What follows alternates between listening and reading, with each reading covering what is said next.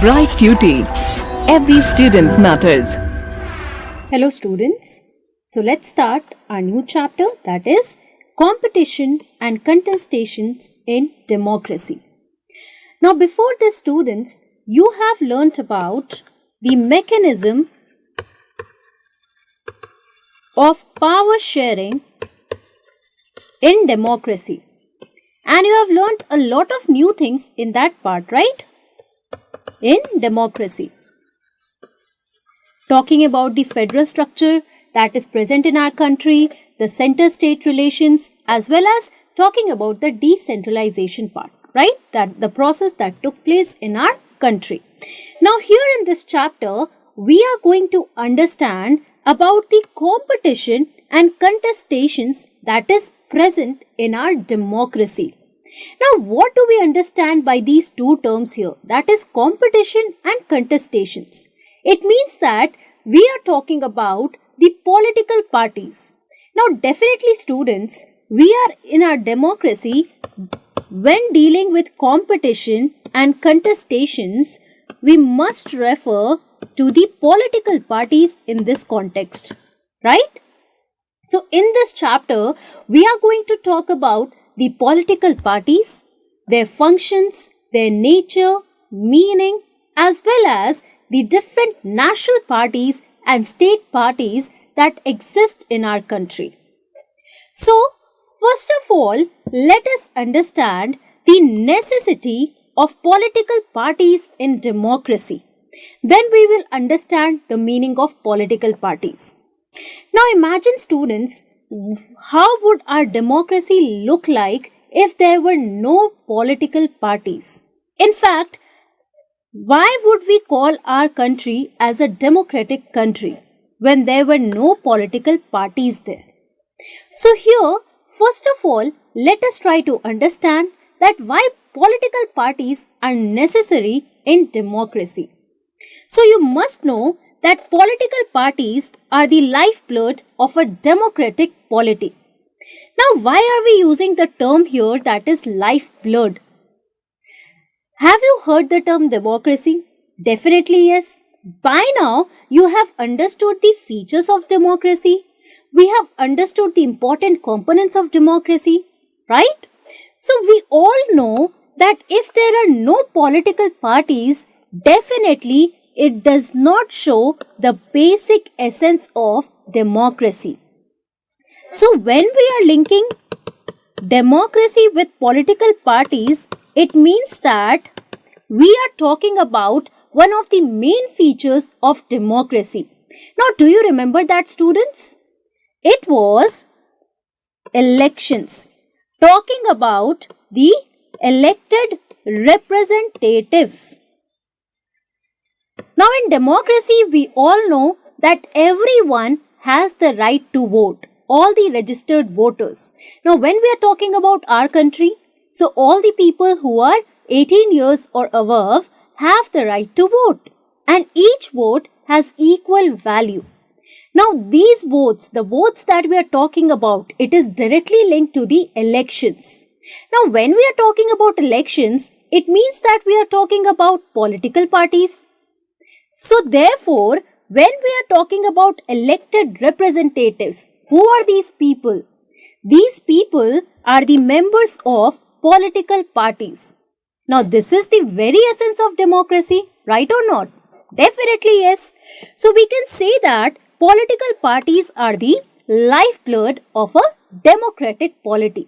And that is why we need political parties in our country.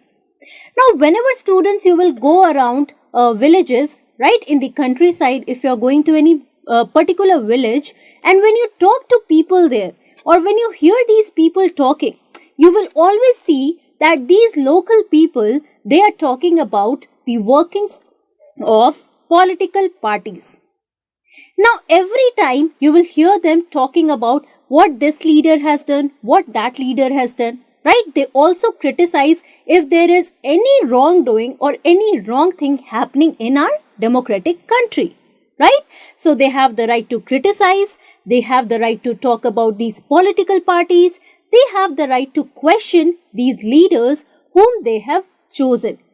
So we can see that might be they are not aware of different provisions in the constitution, but they are aware about the political parties that exist in our country as well as the political leaders who are representing these political parties, right? So here we should understand the meaning, the nature and the function of political parties at first. Apart from this, when we are dealing with the necessity of political parties, second point is absence of political parties will make every candidate independent. Now imagine if in any country, let's say our country, where we have multi-party system, let's say if there were no political parties or if there was a single political party or each and every candidate, he is fighting independently. Now imagine that situation. Is it correct for a democratic country? No, students, because there would be variety of opinions, and variety of opinions, it also leads to conflict and chaos. But in a democracy, we know that when political parties working in coalition, working in alliance or any independent political party, they are going to form policies after a lot of discussions. But that is going to be fruitful in some sense.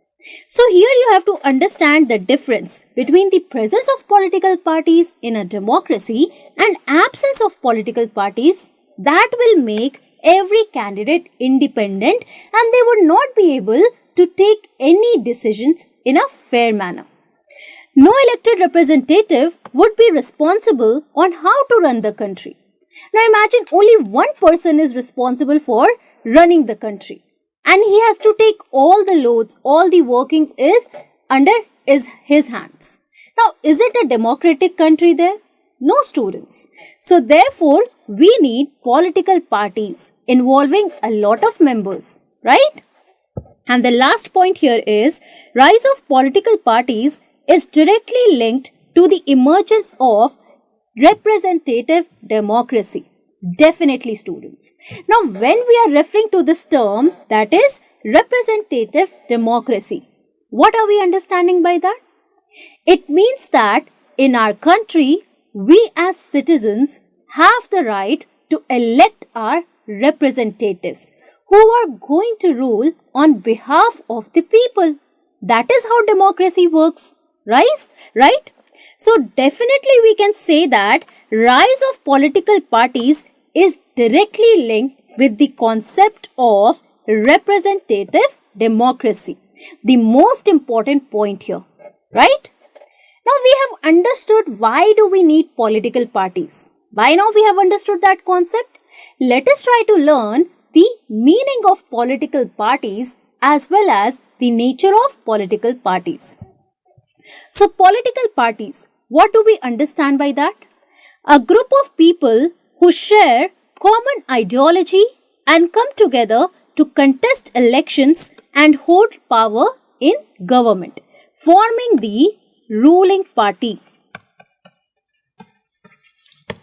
Now, how are you going to define political party here? So, group of people. Now, I am going to take one example here. Let's say, talking about the ruling party. Now, do you know the name of the ruling party in our country right now?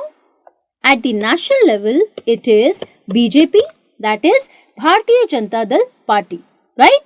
Now, when we are going Bharatiya Janata Party, right? Not Janata Dal, Janata Party.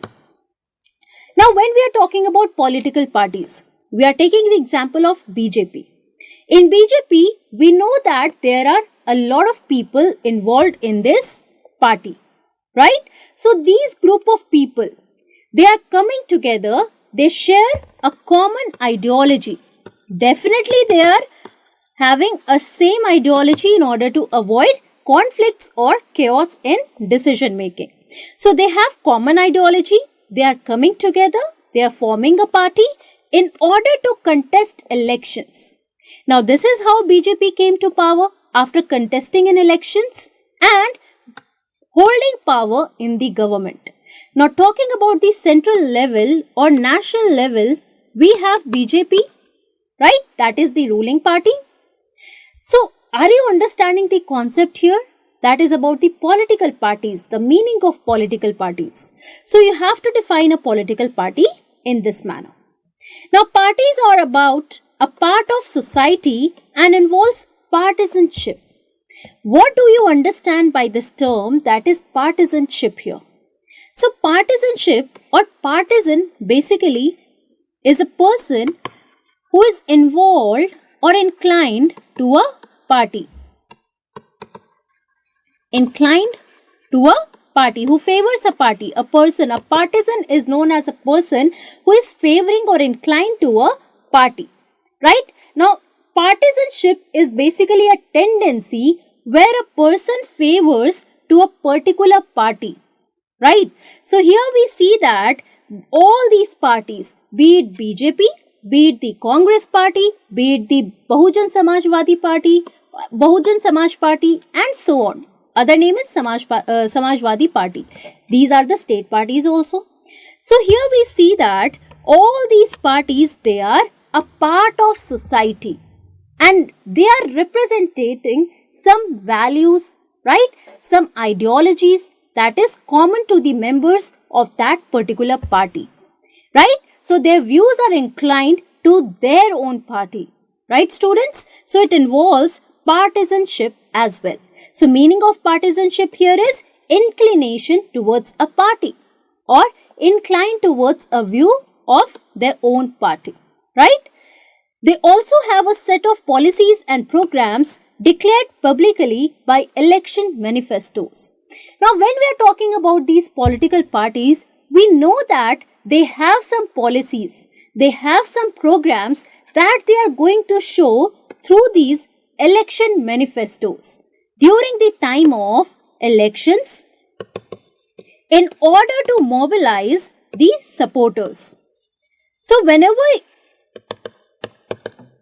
elections are taking place, students, whether it be at state level or whether it be at the national level, you must observe all these political parties trying to frame some policies, right, some programs or whatever they want to do when they come in the government, right, when they run the government or they become the ruling party.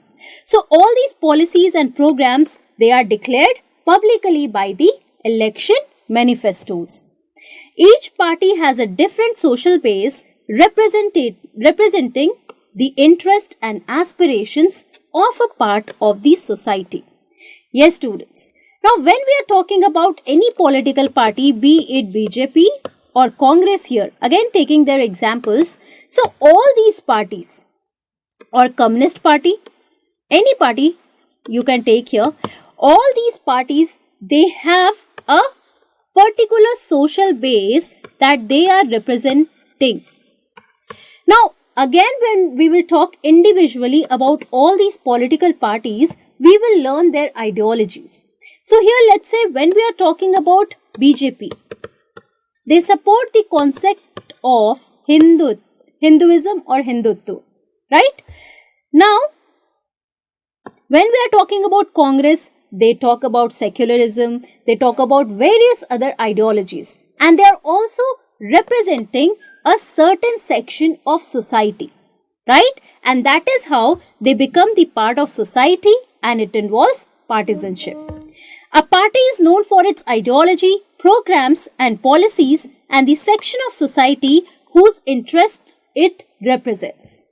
So majority of Hindu, let's say when we are talking about BJP and they talk more about Hindutva or the concept of Hinduism, so we can say that majority of, not all, but people who agree with the ideology of BJP, like Hindu, majority of Hindus, so they are supporting. Cut. So they are supporting BJP here, right? And likewise, all these programs and ideologies presented by these political parties, they get the support of people who are interested in these ideologies. So by here, till here you have understood the concept of political parties, why do we need them, meaning and nature of political parties. Now let's understand the components of political parties. The components of political parties are the leaders, the active members, and the followers. Definitely, students, when we are referring to any political party, we see that there are leaders in these political parties. They have active members, the ground workers, right? All the people who join these parties and they are working for the progress of any particular party, right? And the next one is followers, people who are voting for these political parties to run the government or to come to the power. Now coming to the exercise section here, the first question is, who chooses the candidates for contesting elections in India? Right now we learnt about representative democracy. So let's understand through this concept here. Let's have a look at the options. The first option is members and supporters of the party, top party leadership, existing government, none of these.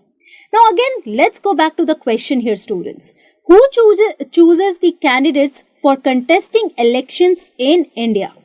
So in India, we see that the top party leadership, they choose the candidates for contesting elections, about which we are going to learn later as well. But here you have to understand, since we are talking about the political parties, and also when we will learn about the election, students, there you will come to know about this as well. So the answer here is B. Now name the three components of a political party. Right now we just read about the political parties. So here, what are the three components? The first one is the leaders. The second one is the active followers. The third one is,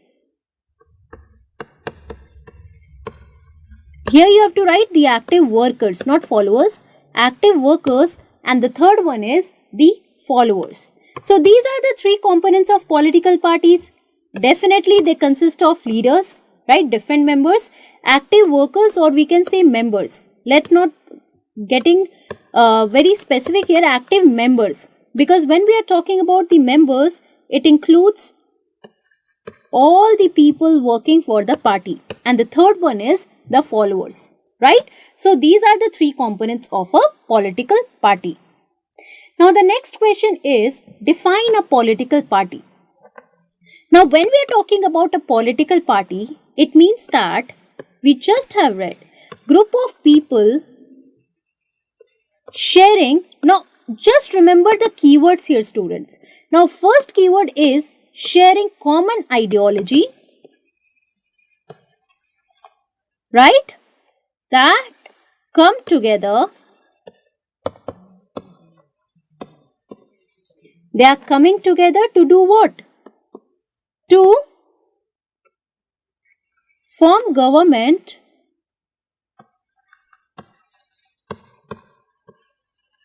through